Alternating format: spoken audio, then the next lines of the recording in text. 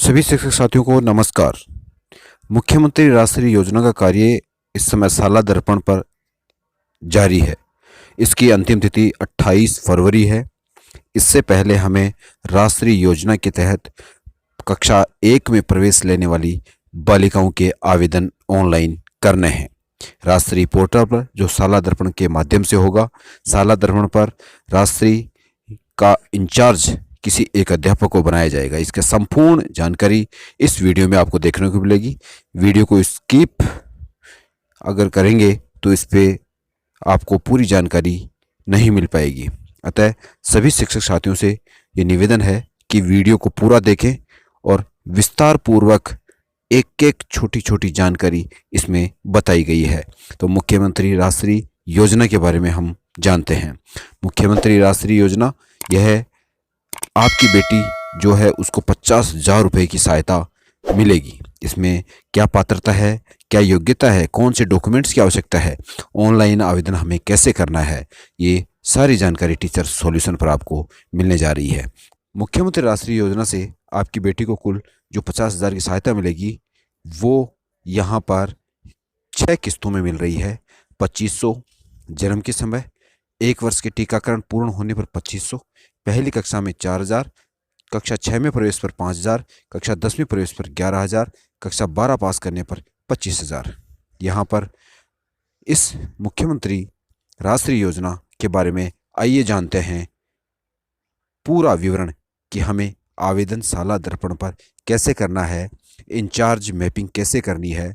देखते हैं teacher solution YouTube channel पर। अगर चैनल पर आप नए हैं तो इसे सब्सक्राइब करें और बेल आइकन प्रेस करें, जिससे कि नवीनतम वीडियो के नवीनतम नोटिफिकेशन आपको समय पर प्राप्त होते रहें। साथियों, इस प्रकार मुख्यमंत्री राष्ट्रीय योजना की मुख्य जो बिंदु है वो आपकी जानकारी के लिए बता दूं कि मुख्यमंत्री महोदया द्वारा 2016-17 की बजट घोषणा में इसकी घोषणा की थी और इसका उद्देश्य जो था वो बालिकाओं के प्रति सकारात्मक वातावरण तैयार करना था। इस योजना के अंतर्गत जो लाभ दिया जाता है वो अभिभावक को कुल राशि रुपये 50,000 अधिकतम का भुगतान किया जाएगा। इसमें राज्य के राजकीय चिकित्सा स्वास्थ्य विभाग द्वारा संस्थागत प्रसव हेतु अधिकृत निजी चिकित्सा संस्थानों में प्रसव से जन्म लेने वाली बालिका की माता को अस्पताल से छुट्टी मिलने पर 2500 रुपये की राशि देय होगी। यह राशि जननी सुरक्षा योजना के तहत देय राशि के अतिरिक्त होगी। अगर बालिका की उम्र 1 वर्ष पूर्ण हो जाती है उसके बाद में बालिका के नाम से 2500 रुपये की राशि देय होगी। बालिका के किसी भी राजकीय विद्यालय में प्रथम कक्षा में प्रवेश लेने पर बालिका के नाम से 4,000 रुपये की राशि देय होगी और इसी राशि का क्रियान्वयन हम करने जा रहे हैं।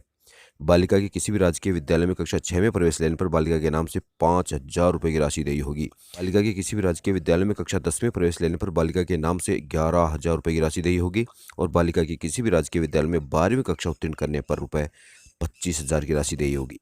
तो साथियों, ये जानकारी के लिए ये भी बता दूं कि इसकी पात्रता क्या है, क्योंकि इसका क्रियान्वयन हमें शाला दर्पण पोर्टल पर करना है।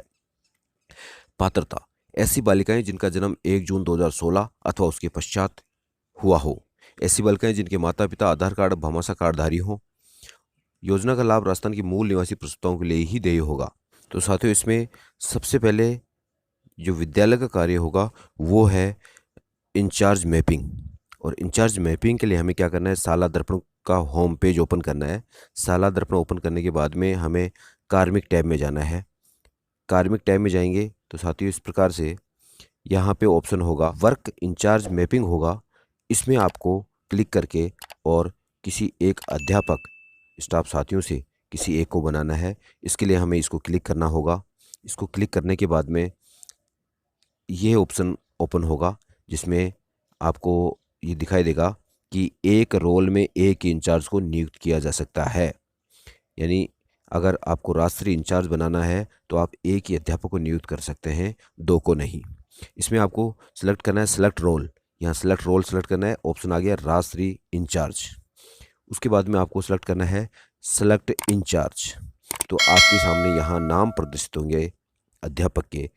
अगर आप जिस भी अध्यापक को राष्ट्रीय इंचार्ज बनाना चाहते हैं उस पर आपको सामने दिए हुए इस गोले में टिक करना है। इसके बाद में ऐड करेंगे, यहाँ राष्ट्रीय इंचार्ज सेलेक्ट किया, यहाँ नाम सेलेक्ट किया और यहाँ पर आपको ऐड करना है। ये कार्य करने के बाद में शाला दर्पण स्कूल लॉगिन का कार्य पूरा हो जाता है। तो यहाँ पर इंचार्ज की डिटेल शो होने लगेगी।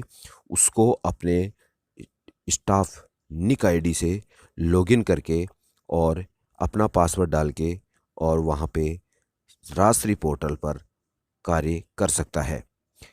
तो साथियों, इस प्रकार शाला दर्पण पर राजश्री इंचार्ज का कार्य पूर्ण करने के बाद में अब काम रहेगा राजश्री इंचार्ज का, प्रभारी का, कि कौन प्रभारी है बनाया आपने, उनका काम रहेगा।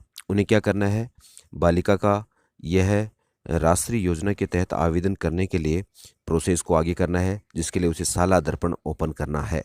शाला दर्पण स्कूल लॉगिन ओपन नहीं करना है, गूगल पे जाकर शाला दर्पण टाइप करके और ये जो इंटरफेस आपको दिखाई दे रहा है ये ओपन करना है।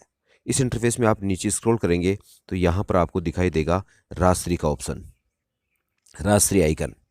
ये जो आइकन है राजश्री का, इसके ऊपर इंचार्ज प्रभारी को क्या करना है, जो भी राजश्री प्रभारी होगा उसे प्रेस करना है। राजश्री प्रेस करेंगे तो उसके बाद में जो इंटरफेस होगा वो इंटरफेस ये ओपन होगा आपके सामने। इस इंटरफेस में आपके सामने ये दिखाई देगा कि यहाँ पर सबसे पहले बाईं तरफ ये है स्कूल कोड, अर्थात यहाँ पे आपका स्कूल का NIC कोड डालना है। उसके बाद में है स्टाफ आईडी। यहाँ स्टाफ आईडी में आपको अपने इंचार्ज जो है वो अपनी NIC आईडी डालेंगे। इसके बाद में स्टाफ जो राजश्री इंचार्ज बनाया गया उन्हीं को अपनी NIC आईडी, उसके बाद में उन्हीं के पासवर्ड डालने होंगे, जिसके द्वारा वह अपना स्टाफ विंडो ओपन करता है। इसके अलावा यहाँ पर नीचे कैप्चा, और कैप्चा डालने के बाद में लॉगिन का प्रोसेस होगा। लॉगिन करने के बाद में जो इंटरफेस जो आपके सामने होगा वो होगा ये, जैसा कि आपको स्क्रीन पे दिख रहा है। वो राजश्री के डैशबोर्ड पे चले जाएंगे। राजश्री के डैशबोर्ड आपको इस प्रकार से दिखाई देगा। इसमें आपको क्या करना है वो देखिए, यहाँ बाईं तरफ आपको दिखाई देगा, एक तो है डैशबोर्ड और एक ऑप्शन है स्टूडेंट फॉर्म का। तो यहाँ पर आपको क्या करना है, यहाँ आपके विद्यालय में कितनी बालिकाएं इस योजना के तहत योग्य हैं उनका नाम ऑटोमेटिक यहाँ पर आ जाएगा। यहाँ लिखा हुआ है ना, टोटल एलिजिबल गर्ल्स, तो यहाँ पर आपके विद्यालय की बालिकाओं की संख्या आएगी। टोटल एप्लीकेशन फील्ड आपने अभी तक भरे नहीं है तो यहाँ 0 बताएगा। और यहाँ पे टोटल, यहाँ आया है टोटल एप्लीकेशन पेंडिंग कितने हैं, जिसको आपने लॉक नहीं किया है। Total application locked by school, आपने जितने एप्लीकेशन फॉर्म लॉक कर दिए वो यहाँ पर प्रदर्शित होने लगेंगे। इसके अलावा total application locked by PO, अगर PO ने आपके विद्यालय की किसी भी एप्लीकेशन राजश्री योजना के तहत जो दी है आपने लॉक किया था, उसको लॉक किया या नहीं किया उसकी डिटेल्स यहाँ प्रदर्शित होंगी। इसके अलावा total application rejected by PO, आप किसी कारणवश कोई कमी रही है तो PO ने जो एप्लीकेशन आपकी रिजेक्ट की है उसकी डिटेल्स आपको यहाँ मिलेगी। इस प्रकार से ये राजश्री इंचार्ज प्रभारी जो होगा उसको ये सारे कार्य देखने को यहाँ ये मिलेंगे। इसके अलावा उसको क्या करना है, राजश्री स्टूडेंट एप्लीकेशन पे जाना है, जो स्टूडेंट फॉर्म है उस पे जाना है। उसके बाद में जब उसको क्लिक करेंगे तो ये इंटरफेस खुलेगा। जब ये इंटरफेस खुलेगा तो इसमें आपको सबसे पहले ये बताया जाएगा कि टोटल गर्ल्स एलिजिबल कितनी है, टोटल गर्ल्स अप्लाइड कितनी है, आपने कितने का फॉर्म अप्लाई कर दिया है, total girls locked by school, आपने कितने बालिकाओं के फॉर्म लॉक कर दिए हैं, total girls locked by PO, और PO ने कितनी बालिकाओं के यहाँ लॉक कर दिए आपके विद्यालय की। इसी तरह टोटल गर्ल्स जो PO के द्वारा रिजेक्ट की गई हैं वो कितनी बालिकाएं यहाँ पर हैं, तो उनकी संख्या भी यहाँ पे प्रदर्शित हो जाएगी। इसके अलावा फिर नीचे आता है कि आपने जो फॉर्म अप्लाई किया है उनकी संख्या में आप उनके फॉर्मों को देख सकते हैं। यहाँ पे उनके नाम प्रदर्शित होंगे और नाम प्रदर्शित होंगे। यहाँ पे देखो, ये इसका फॉर्म अप्लाई किया, पिता का नाम आ गया, यहाँ मदर्स का नेम आ गया, यहाँ उसके SR नंबर आ गए, क्लास आ गई, यहाँ डेट ऑफ बर्थ आ गई, और यहाँ पे एप्लीकेशन स्टेटस में पेंडिंग शो हो रहा है क्योंकि अभी आपके द्वारा ये लॉक नहीं किया गया है। तो इसमें आप व्यू कर सकते हैं और अगर कोई गलती हो तो उसको आप डिलीट भी कर सकते हैं। डिलीट कर सकते हैं, व्यू एंड फिल भी कर सकते हैं। आप इसको देख भी सकते हैं और भर भी सकते हैं। तो इसके लिए हमें क्या करना होगा, इस बालिका का फॉर्म अभी पेंडिंग है, तो इसके लिए हमें व्यू पे क्लिक करना होगा। और व्यू पे क्लिक करने के बाद में हमारे को जो अगला इंटरफेस दिखाई देगा वो होगा इस प्रकार से। ये बाईं तरफ डैशबोर्ड और स्टूडेंट फॉर्म दो ही ऑप्शन दिखाई देंगे। यहाँ पे अब आती है एप्लीकेशन डिटेल। अभी आती है इसमें एप्लीकेशन डिटेल्स। एप्लीकेशन डिटेल्स में यहाँ पे दिखाई देगा एप्लीकेंट बेसिक इन्फॉर्मेशन। तो ये आपको चेक करनी है। बालिका का नाम है, एसआर नंबर है, क्लास है, डेट ऑफ बर्थ है, उनके कॉन्टैक्ट नंबर हैं, माता का नाम है, फादर का नाम है, पीसीटीएस आईडी यहाँ पे नॉट अपडेटेड आ रही है, यहाँ अपडेट नहीं की गई है।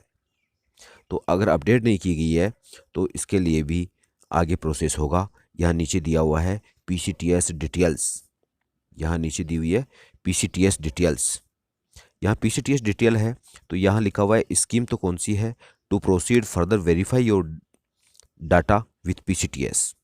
यहाँ पे है राष्ट्रीय स्कीम, इसके नीचे दो बॉक्स दे रखे हैं जो मिलेंगे आपको, एंटर पीसीटीएस आईडी और गेट पीसीटीएस आईडी।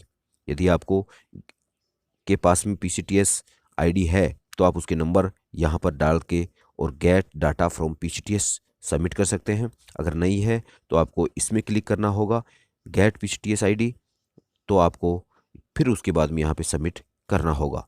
तो ये प्रोसेस करेंगे तो आपका ये प्रोसेस भी पीसीटीएस आईडी से संबंधित फार्म का ये प्रोसेस कंप्लीट हो जाएगा।